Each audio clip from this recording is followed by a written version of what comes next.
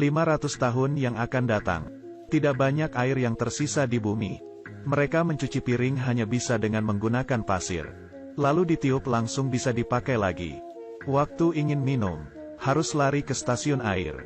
Mirip seperti pom bensin, bayar untuk minum air. Orang miskin yang tidak mampu membeli air, hanya bisa membeli alkohol. Keluarga Lao Bai tinggal di sini. Rumah yang terbuat dari beberapa kontainer. Karena tidak rela mengeluarkan uang untuk air, hanya bisa mendapat air dari makanan. Makanan yang berlendir, ditambahkan air. Mereka memiliki banyak tanah, tetapi tidak memiliki air. Sebidang tanah ini menjadi sebuah hiasan. Lao Bai dan putranya Xiao Bai berjalan selama beberapa jam setiap hari untuk mengirim barang ke pekerja di pabrik air. Untuk mencari nafkah, dia selalu mendekati mandor, berharap bisa memiliki air di rumahnya. Tetapi Lao Bai tidak memiliki uang. Mandor tentu saja menolaknya. Dalam perjalanan pulang, keledai yang membawa muatan mereka kehausan, kewalahan, akhirnya jatuh. Keledainya sudah seperti seorang anggota keluarga. Lao Bai dengan senjata apinya memberikan keledai itu kedamaian. Keesokan pagi harinya, Lao Bai dan Xiao Bai ke rumah lelang yang ada di kota. Membeli keledai mesin bekas, membuat keluarga yang tidak kaya menjadi lebih miskin. Setelah membeli keledai, keduanya datang ke stasiun air untuk membeli seember air. Lao Bai terlalu serakah, tidak tahan langsung meminumnya terlebih dahulu. Satu mulut penuh ini adalah mereka. Walaupun demikian, pasangan itu memegang anak mereka dan galon minum. Memberikan mereka beberapa sedekah. Putrinya yang tukang berontak, Xiao Mei, punya pacar bernama Xiao Shuai. Tidak terlihat seperti pria yang serius. Dan dia selalu bertengkar dengan Lao Bai. Tidak hormat pada orang yang lebih tua. Kali ini dia datang, ingin meminjam robot keledai dari Lao Bai. Tentu saja Lao Bai menolaknya. Pria seperti ini membuat cinta Xiao Mei tidak bisa terlepaskan. Lao Bai sangat menentang keduanya. Xiao Mei selama 3 hari bertengkar dengan Lao Bai untuk mencegah kedua orang itu bertemu. Lao Bai sampai memaku pintu dan jendela, tidak membiarkan putrinya keluar rumah. Hari ini Lao Bai menemukan kunci gudang dicuri. Buka pintu langsung melihat robot keledainya hilang. Mengingat Xiao Shuai ingin meminjam darinya beberapa hari yang lalu. Tidak hanya dia tidak setuju, tapi masih ada beberapa hal yang tidak menyenangkan. Jadi Xiao Shuai dicurigai yang mencuri keledainya. Lao Bai menemui ayah Xiao Shuai. Ayah itu memberitahunya, Xiao Shuai baru saja pergi ke gunung untuk mengirimkan barang. Jelas, pencuri keledai itu pasti Xiao Shuai. Xiao Bai mengambil senjatanya pergi ke atas gunung, siap untuk mengambil kembali robot keledainya. Tidak disangka baru saja sampai di puncak bukit, diserang lalu pingsan. Lao Bai sadar, ditodong oleh beberapa pria besar dengan pisau. Para pekerja pabrik air berkata, Lao Bai menggunakan robot keledai untuk mencuri. Tidak peduli dengan penjelasan Lao Bai, mereka semua tidak percaya olehnya. Untungnya Lao Bai pandai bertarung, mendapatkan lagi senjatanya. Setelah fajar, dia akhirnya menemukan Xiao Shuai. Orang ini sebenarnya tidur tanpa malu. Dengan senjata di mulutnya, Xiao Shuai diikat. Lao Bai berpikir untuk membawa dia kembali.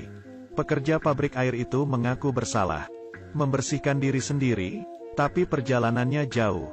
Kedua orang itu sangat dehidrasi. Bahan yang dicuri semuanya bukan air, karena Xiao Shuai terlihat sangat lemah. Secara bertahap Lao Bai melonggarkan kewaspadaannya, lalu melepaskan Xiao Shuai.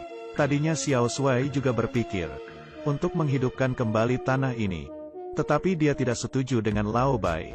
Dengan caranya memohon kepada mandor pabrik air, mengambil keuntungan dari Lao Bai yang lelah. Xiao Shuai tiba-tiba menyerang. Dengan sebuah batu dilemparkan ke Lao Bai, dan mencekokinya dengan air terus-terusan.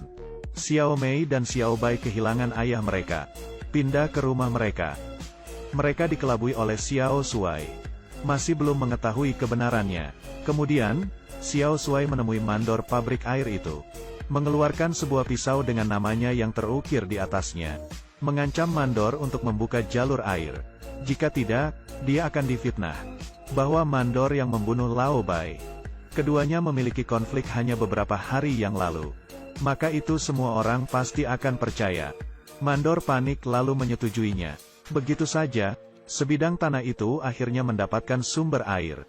Xiao Shuai setiap hari bekerja keras untuk menemukan sebuah oasis. Musim semi pergi dan musim gugur datang. Tunas-tunas hijau mulai muncul dari tanah, menghidupkan kembali ladang gandum. Xiao Mei akan menjadi seorang ibu. Mengadakan pernikahan dengan Xiao Shuai. Tepat di hari pernikahan, Xiao Shuai yang minum, yang pernah dilakukannya membuatnya tidak nyaman. Hari ini, masalah yang lebih besar lagi datang. Beberapa petugas bank menunggangi kuda, mencari Xiao Shuai, karena kehidupan Lao Bai sebelumnya memiliki banyak hutang. Sekarang mereka ingin mengambil tanahnya untuk membayar hutang. Motor itu sudah akan terbang. Xiao Shuai tentu saja tidak setuju.